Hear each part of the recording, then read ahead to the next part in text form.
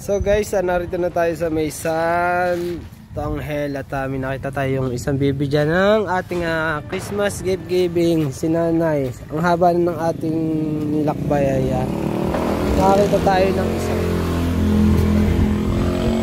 May ano pong tindahan niya po? Kutsinta. Kutsinta. Ayan, kutsinta po tinitinda ng Nanay dito po. Ano nga pong lugar po ito? Malabanban. Sa Malabanban, sa may Santo Tonghel. Ayan. So, siya po yung ating napiling bibigyan ng Christmas gift giving para sa December 22. Yan, interview lang natin. Ano po pangalan niyo po? Remedios. Remedios. Ilang taon na po? 58. Si Nanay Remedios ay 58 years old.